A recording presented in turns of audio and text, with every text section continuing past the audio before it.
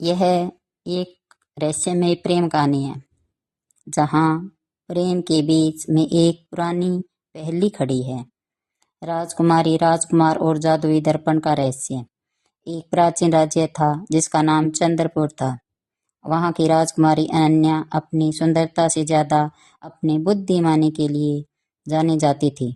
उसी राज्य के पड़ोसी देश का राजकुमार विहान उससे प्रेम करता था। दोनों का विवाह तय हो चुका था, लेकिन महल के उत्तर में स्थित एक पुराने वीरान कमरे में एक गहरा रहस्य छिपा था। विवाह से एक रात पहले राजकुमारी अनन्या ने विहान को उस कमरे में बुलाया। कमरे के बीचों बीच एक विशाल दर्पण रखा था जो काले कपड़े से ढका हुआ था। विहान, हमारे पूर्वजों का कहना है कि जो भी इस दर्पण में एक साथ देखता है उसे अपनी आत्मा का सबसे काला सच दिखाई देता है। अगर हमारा प्रेम सच्चा है तो हम बच जाएंगे, वरना। अनन्या की आवाज कांप गई। विहान ने बिना डरे कपड़े को हटा दिया। जैसे ही दोनों ने दर्पण में देखा, उन्हें अपनी छवि नहीं बल्कि 1000 साल पहले की एक घटना दिखाई दी। उन्होंने देखा कि वे दोनों पिछले जन्म में भी प्रेमी थे, लेकिन एक अधूरी कसम की वजह से उनकी मृत्यु हो गई थी। दर्पण से एक आवाज गूंजी, सच्चा प्रेम वही है जो समय की सीमाओं को तोड़ दे। लेकिन तुम दोनों एक दूसरे के लिए अपने प्राणों का मोह छोड़ सको, तभी यह श्राप खत्म होगा। अचानक कमरे में आग की लपटें उठने लगी। विहान ने अनन्या को बचाने के लिए खुद को आग के सामने झोंक दिया और ठीक उसी पल अनन्या ने विहान को बचाने के लिए दर्पण पर प्रहार किया। जैसे ही दर्पण टूटा, आग गायब हो गई। वह दर्पण दरअसल एक मायावी जाल था जो केवल निस्वार्थ प्रेम से ही टूट सकता था। दोनों ने साबित कर दिया कि उनका प्रेम केवल बाहरी सुंदरता पर नहीं, बल्कि एक दूसरे की रक्षा के लिए संकल्प पर टिका है। दर्पण टूटने के बाद लगा था कि सब कुछ शांत हो गया है, लेकिन रहस्य अभी खत्म नहीं हुआ था। जैसे ही दर्पण के टुकड़े जमीन पर गिरे, उनमें से एक अजीब सी नीली रोशनी निकली जो महल की दीवारों में समा गई। राजकुमारी अनन्या और राजकुमार विहान का विवाह संपन्न हुआ। पूरे राज्य में खुशियां मनाई गई, लेकिन अनन्या को महसूस हो रहा था कि कुछ बदल गया है। दर्पण टूटने के बाद से विहान का व्यवहार थोड़ा अजीब सा रहने लगा था। एक रात जब महल की खिड़की से पूर्णिमा का चांद चमक रहा था, अनन्या ने देखा कि विहान खिड़की के पास खड़े हैं। लेकिन यह क्या, दर्पण दिया जलने के बावजूद विहान की कोई परछाई नहीं बन रही थी। उसने घबराकर पूछा, विहान, आपकी परछाई कहाँ है? विहान धीरे से मुड़े। उनकी आंखों में से एक अजीब सी चमक थी। उन्होंने केवल इतना कहा, वह दर्पण में ही रह गई। अनन्या, दर्पण टूटा नहीं था, उसने बस हमें बांट दिया है। अनन्या समझ गई कि उस रात दर्पण में केवल उनकी परीक्षा नहीं ली थी, बल्कि उसने विहान के अच्छे और बुरे हिस्से को अलग कर दिया है। असली विहान अब भी उस टूटे हुए दर्पण के एक टुकड़े में कैद था, और जो उसके सामने खड़ा था वह केवल एक मायावी प्रतिरूप था। उसने तुरंत उन टुकड़ों को इकट्ठा किया जिन्हें उसने संभाल कर रखा था। जैसे ही उसने सबसे बड़े टुकड़े को छुआ, उसे विहान की पुकार सुनाई दी, अनन्या, जब तक इन टुकड़ों को फिर से जोड़ नहीं पाएगा, मैं इस दुनिया की अंधेरी दुनिया से बाहर नहीं आ पाऊंगा। मायावी विहान ने अनन्या को रोकने की कोशिश की, लेकिन अनन्या ने अपनी बुद्धिमानी का परिचय दिया। उसने याद किया कि वह दर्पण चंद्रपुर के प्राचीन कुएं के जल से बना था। वह उन टुकड़ों को लेकर गुप्त तहखाने की ओर भागी। मायावी परछाई उसका पीछा कर रही थी। जैसे ही उसने टुकड़ों को पवित्र जल में डुबोया, एक जोरदार धमाका हुआ। धुआं छटते ही अनन्या ने देखा कि असली विहान उसके सामने खड़ा था और उसकी परछाई भी वापस आ गई थी, लेकिन जमीन पर पड़े दर्पण के टुकड़ों में अब अनन्या की अपनी छवि धुंधली दिखाई दे रही थी।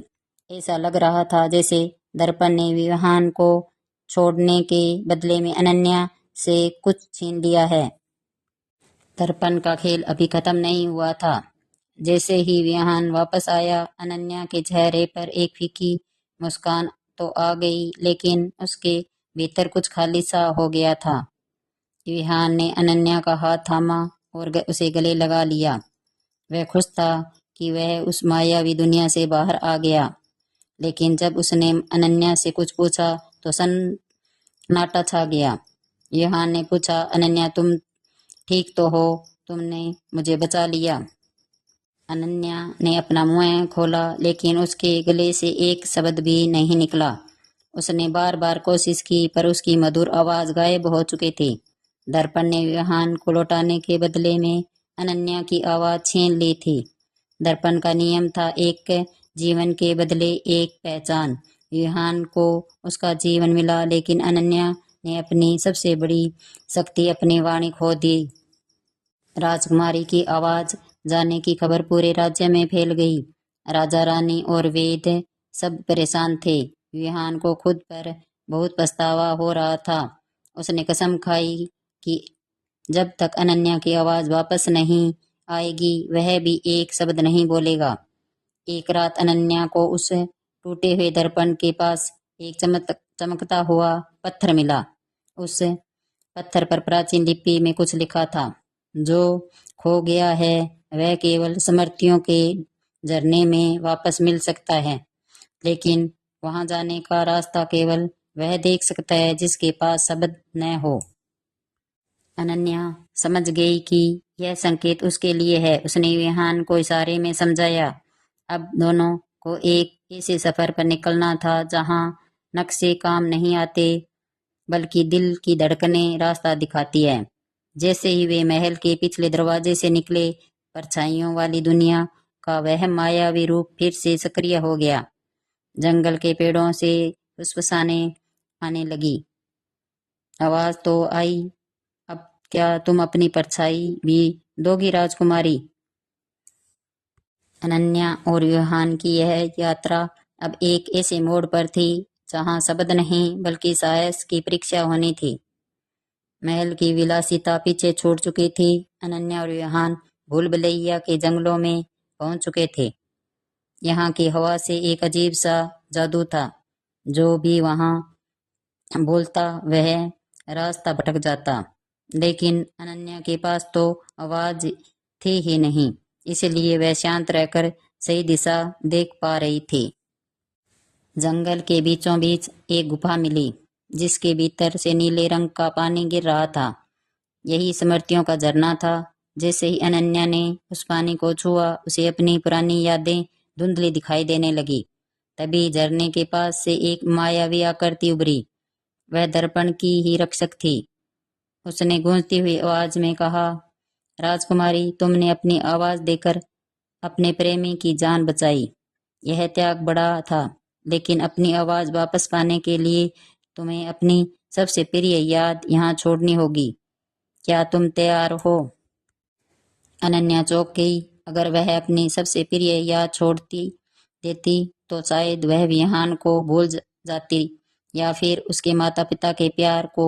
विहान ने अनन्या का हाथ कसकर पकड़ लिया।